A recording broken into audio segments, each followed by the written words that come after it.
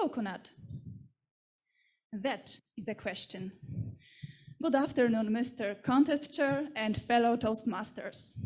My name is Angelina, and for those who don't know me, let me introduce myself.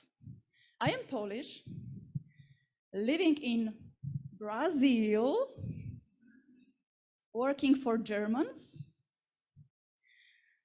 negotiating with Russians. As you can imagine, it's not so easy. And selling goods to Indians in Middle East. Such a wonderful mixture of cultures, isn't it? Since I remember, I always admired people who spoke other languages. I remember from my high school the phrase, as many languages you know, as many times you are a human being. So I have learned Polish, English, German, Portuguese, Spanish, Russian. But when 7 years ago I came to Brazil, everything, literally everything was new to me. I spoke Portuguese at that time. Nevertheless, what I discovered very quickly, speaking Portuguese wasn't enough to work and to live with Brazilians. I vividly remember my first phone conversation with one of my Brazilian clients. It was more or less like this. Hi, Rogério, my name is Angelina, and from now on, I will be responsible for our mutual cooperation. By the way, do we have some new business opportunities? Yes, you are right. This conversation was neither long nor successful. Why? Because I behaved according to my European patterns. I was direct. I didn't want to waste my client's time, so straight to the point. From my perspective, I was professional. But from perspective of my client, probably I was seen as rude or even arrogant. Situation number 2, Angelina at Brazilian's restaurant. Waiter. Hi, good afternoon. How are you doing? How I can help you, my love? My love? My love? Was it to me? You don't even know me. Guys, in Poland, even my boyfriends didn't talk to me like this publicly.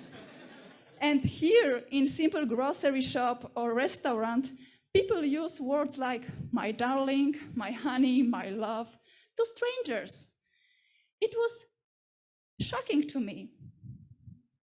By the way, now, after 7 years living in Brazil, when I have a bad day, I simply go to the grocery shop or restaurant. Situation number 3. Last year, I decided to certify my knowledge of Russian language. So I practiced with my professor. At that level, I had to prove that I can lead Russian-speaking people. And one of the tasks was to solve problem with my Russian-speaking employee. Easy peasy. In Brazil, I have plenty of problems to solve. I can do it. And I started. Hi, good morning. How are you? Please take your seat. I would like to talk to you. And my professor, Angelina, stop. Stop. You cannot talk like this. You cannot smile. You cannot be nice. They will not respect you. You have to be tough. You have to be direct. You can even shout at them a little bit. Shout at people. As you can see, living and working in international environment can offer us a lot of challenges. Therefore, we have this concept of mango and coconut cultures. Brazilians are inserted here in mango culture. They are soft outside. How are you? How are you doing? My darling, my love. But if you know them better, you can reach the tough shell of a pit where mango protects his real self. For Brazilians, relationships are much more important than tasks. Therefore, they want to know more about you. How are you? How was your weekend? In coconut cultures, such as Germany, Russia, Poland, people are much more tough and closed with those they don't have friendship with, like a hard shell of a coconut. It takes a while to get tough, this hard shell, but if you do so, people will become gradually warmer and friendlier. While relationships are built slowly, they tend to last longer. And communication is different. I remember that when I wanted to impress and have topics for conversation with Russian-speaking people, I studied ballet, I watched movies, Russian movies, I watched interview with Baryshnikov, Pisetskaya, Tsiskaridze, because I knew that they value this conversation.